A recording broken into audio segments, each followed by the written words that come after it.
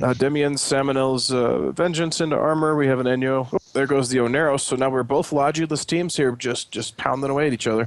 The Kadeshi definitely has the edge, though, at this early point. They've taken down 2 Vexers to trade for a Brutix, which is definitely a good trade for Kadeshi. And then they also got the Oneros down early, which is going to allow them to bring this Myrmidon down. Yeah, you see Skite Kari's Brutix now into armor, though. He is getting pounded away, and that Myrmidon's still holding off in shields. Proteus of Calder DK into armor, but the Proteus is going to be a much tougher nut to crack than a Brutix Navy. It looks like that is where they're putting their damage. Rather than on the Myrmidon, they're putting it on the Proteus. That could make the difference here. This hero Proteus can tank for quite a long time, and if he tanks long enough, he's almost definitely going to tank long enough for the Brutix to go down instead. That could help turn the tide for the 4th District. Yep, Brutix is going to be 2 volleys away from off the field, and by the time I finish the sentence, he will be gone. That Proteus still at half armor, Brutix down. Enyo in shields, another Enyo in armor, Vengeance still in armor. Myrmidon not taking any more damage, so at this point I think it might have swapped. The 4th District have an advantage that Proteus will drop, but the question is, can they get some Vexers down before that happens? I mean, they're probably going to be able to get down the 2nd Navy Brutix in almost that time. We've got the Navy Brutix at Mirko there going quickly through armor, and even though he started to take damage as Calder was already in like 20% armor, they're probably going to die in a similar time period. Oh, there you go. Calder does go down, but Miro is not far behind. It's one of those things that you can easily miss in a match like this. The Proteuses have extremely good resistances to thermal and kinetic damage, and thermal and kinetic is what the blasters that are doing almost all the damage for Kadeshi are dealing. The Brutix Navy issues, the Vexers, the Enyos are all dealing blaster damage as we see the Brutix Navy go off the field. I apologize. I managed not to lock that 2nd Brutix Navy, so I didn't even see it. Yeah. It's Proteus now into armor as well, though. Vex are starting to take damage. At this point, 3 Vexers at Absolution, they really should be able to crack through that. They might lose another Proteus out of it. Possibly the Myrmidon actually looks like he's taking damage, but I wonder if that's split damage. The Proteus is still inching down his armor. Yeah, I don't know if they've switched now. Let me take a look at what's going on. No, the Proteus is still taking a lot of fire. I'm not sure why they're firing. Oh, it looks like that the damage there is coming from a Vexer that is just webbed and can't get into the main fight. So he's putting his blasters on the Myrmidon while he moves towards the fight. Otherwise, though, this is definitely a strong position for the 4th District. They've managed to knock down one of those Vexers, and they're going to keep eating through. Now, Sir Beto in his Vexer is in like 10% armor and is going to be dropping in a few seconds. Yep, he is into deep structure. Proteus at half armor. Vexer is gone. Troni's Myrmidon holding on at high armor, not really stressed at the moment, and we see no caffeine's Vexer. God, that's got to be a miserable life. No caffeine, I don't know if I could do that. He is now into armor and will probably be going down very shortly. We do see the Vengeance is starting to take some more damage, but at this point I think it is too little too late. I mean, the Absolution is going to be a pretty big brick to eat through at the end of all this, but by the time they switch to him, they'll have wiped out all of the DPS from the Kadeshi team, all the other DPS at least. This is a case where it's just the superior tanking ability, especially against blasters, that made these Proteuses so durable. Like, they've been shooting at Isit's Proteus for this whole time, and he's still holding on in like 20% armor.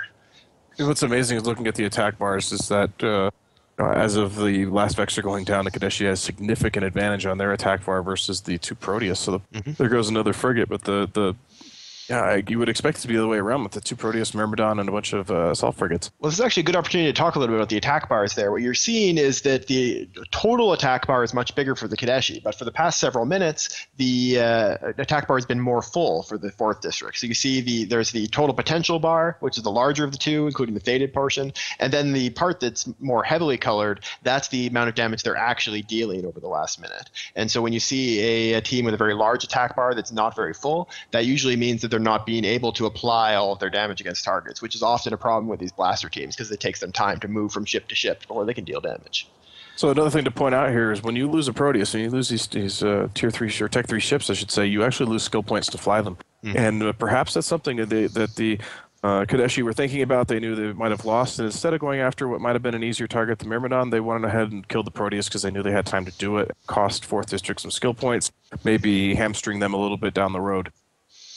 Yep, I think that's definitely when it comes to trying to just hurt your team or hurt your opponent. That is the way to go. If you can knock out expensive ships, if you can knock out ships that require skill points, it's going to make their continued road in the tournament a little bit harder. The good news for the 4th District guys is that they don't have to face another team until next week, so they do actually have enough time to get a lot of that training redone. But later on in the tournament, when you have multiple matches per day, that's when it becomes a real big issue. Yeah, it looks like Trony's Myrmidon is taking a fair bit of damage, just to give you an idea exactly how quickly they could have gone through that Myrmidon earlier on. Mhm. And the question is, did they have a shot in this?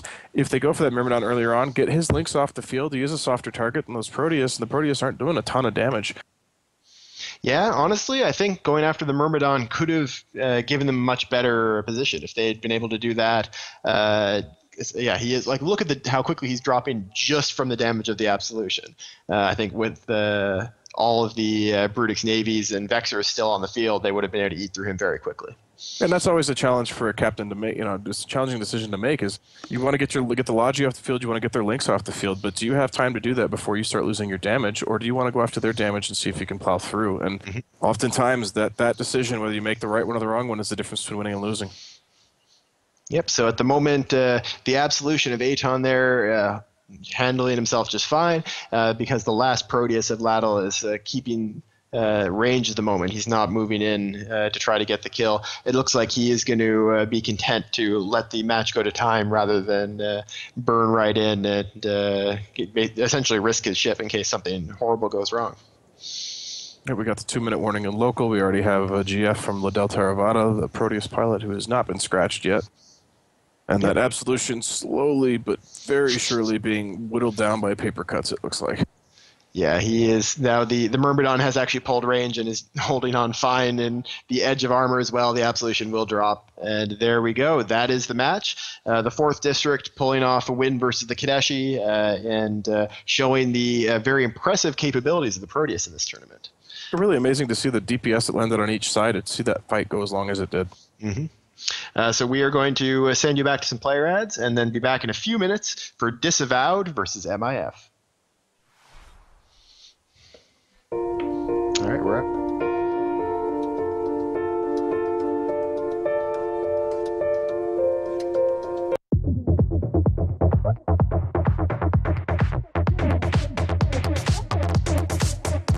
Do you like spaceships? Do you like explosions?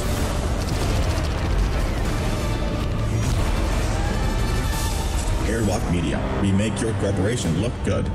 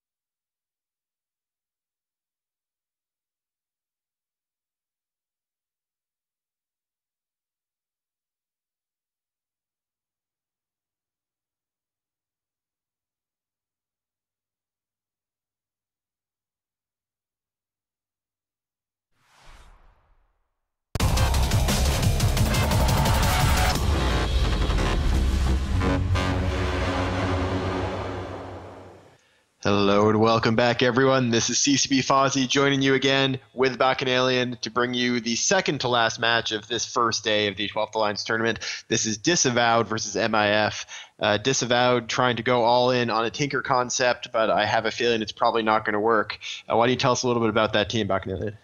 Well, I think we're going to see my favorite thing to see, and that is a Tinker setup fail. We have a Scorpion Navy issue, 2 Ravens, Vulture, Tengu, Drake Navy issue with no support.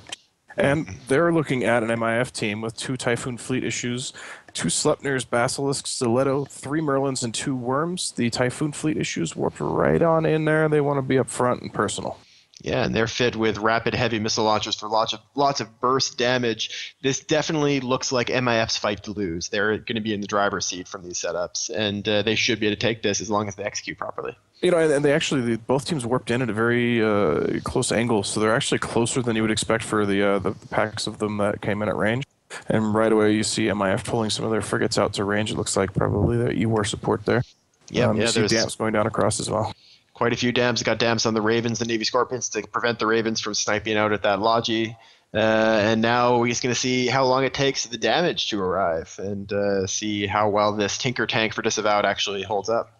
Yep, Sleipnir's already right on top there. Basilisk for MIF taking a little bit of damage, but I suspect he's ASB fit and he'll be able to pull that back. He's just waiting until he's low enough. Raven on the Disavowed team is taking significant shield damage, and I don't see a whole lot of reps pouring in yet. No, he is going down pretty quickly. Yeah, there is reps on him now, but it's not enough. The damage is there. The Basilisk was just waiting because he can rep half of his shields in one boost. Yeah, the Tengu is now taking a little bit of damage. That Raven is already almost into armor, and I think that this is it. This is a deconstruction of a Tinker. There is nothing that makes me happier than seeing these Tinker setups get taken apart. Yeah, I think the Raven isn't the greatest choice, doesn't have a ton of hit points, doesn't have the resists that are so helpful when you're building your team around strong remote rep tanks. We do see smart bombs on the Disavowed team coming from that Vulture, which is always good to see. That's a smart move on their part. But if they can't keep their Ravens alive, then it's all for naught. And that Raven is in structure now. Yep, they definitely cannot keep those Ravens alive. That is off the field. And to be fair, the Typhoon Fleet issues and 2 Sleipnirs by themselves are a ton of DPS. I mean, you want to talk about breaking through logistics, that is the comp to do it. Basilisk for their team, for the MIF team, is about 1/3 shield, but I think he's just being conservative with his ASB. We've seen him boost back quite a bit before. The Tengu for the Disavowed team, it's taking some damage. The Basilisk is almost into armor. Basilisk, I've been watching him. He's not boosting. This is looks like he used up all of his boosts already. This is probably an XL ASB, and he's on reload now. So he's pulled a lot of range. There's still damps on the Raven and Navy Scorpion, and I've seen the missiles stop. The Raven missiles are no longer hitting him. It looks like that was a successful damp and pull your Logi away move pulled by MIF, and they were going to allow him to reload his ASB fully. Well played on that, but... Disavowed now trying to probe and find an opening out. The Basilisk might be out of range. They appear to be shooting a Sleipnir as well as Typhoon Fleet issue, but both are really shrugging off the damage without much problem. And meanwhile, Zarlira's Raven is losing shields a lot faster than he's getting them back. Yeah, he's just going down. I think the choice of the Ravens is an excellent one for MIF. They know that even with the reps that the Tengu can provide, they can still break through a Tech 1 resist ship, and that's exactly what they're doing here. As he drops into structure, and he'll be gone in just a moment, and that's going to be more than half of the DPS off the field for Disavowed. Yeah, meanwhile, the MIF Basilisk has reloaded his ASB. His shields are pulled right back up. Still got a chunk of him missing, but I think that's just because he knows he'd be wasting part of a boost to boost again. And really no other significant damage. There's a Nepix Merlin on MIF taking some damage. The Basilisk having no problem keeping that up. Another ASB boost off the Merlin. And meanwhile, Drake Navy issue on Disavowed now going down as well. He is in 2 low shields and no appreciable reps coming in. Yeah, he's going to be going down fairly quickly.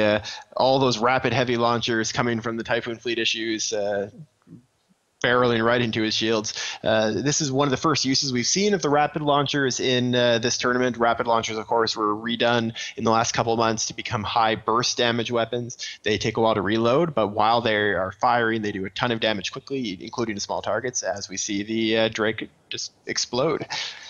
Well, the nice thing, you talk about that reload time on them, but you have 2 Sleipnirs there that just crank out an amazing amount of DPS, and they're pretty sustainable DPS at that. So you have something to fill the gaps and take out that Tengu, which just explodes in 3 seconds. I couldn't even mention it before it was gone. Now it looks like they're moving in on Justine Bieb, like Bieber, and that would have been my primary from the start because of that name. So. Yeah, with the burst damage, it's perfect for this tournament actually, because as long as you're killing ships in that time, you're going to be winning the fight, and so you're perfectly fine with killing a ship, then having to reload, then killing another ship, then having to reload, especially against a Tinker team like this. It's excellent. They're actually going to be taking on the Scorpion Navy issue next, because that is the biggest chunk of damage left on the field, and they're going to be clearing him off the field before too long. He's already down to about 20% shields. I guess we can entitle this match "When Tinkers Go Wrong." Mm-hmm. We've seen a couple of Tinkers not really do the job. The earlier Tinker with the triple Dommy that was trying to emulate last year's successful setups, that one also was unsuccessful. I think these teams that are bringing in these Tinkers may have seen previous Alliance tournament teams do really well with them and might not really completely realize how difficult it is to pull off a Tinker. You know, what we just saw that was interesting is one of the Merlins flew out to the Basilisk and dumped a cargo container, presumably with cap charges for him. Meanwhile, that Scorpion Navy is down, but you suspect that the Basilisk is out of his cap charges because he is slowly crawling over to that can to probably reload. Not that at this point it's really necessary. That Vulture is not going to break through the Basilisk in time. He will die very long before that happens, so... That's a nice bit of teamwork either way. It's definitely one of those maneuvers that if you practice it a couple of times in a live environment when everyone's got their nerves on edge, then you're going to be able to do it more smoothly if you're in a really, really difficult situation. Yeah, and we've definitely seen it in the past tournaments. So some of the better teams and going into long matches. I think we actually saw that happen during PL Hydra in the finals last year. We saw some cans drop to pass over cap charges. So. It's certainly something that does get done, does get used. That Vulture, meanwhile, is into armor. I imagine it's just a matter of time before he is down. Maybe the reload cycle on the Typhoon fleets or Sleipnirs can take care of it by themselves. Yeah, I mean, he's in armor now, which is not a good place for a Vulture to be, and it's just a matter of time. And that's going to bring MIF to the second round of the winners bracket in quite convincing fashion. They've been competitive in some other Alliance tournaments, and this is definitely a good start for them. Yep, so the next matchup, we have Hun Reloaded against Sleeper Social Club in the conclusion of Day 1's matches. So looking forward to that one, and we'll see you guys back here in just a few minutes.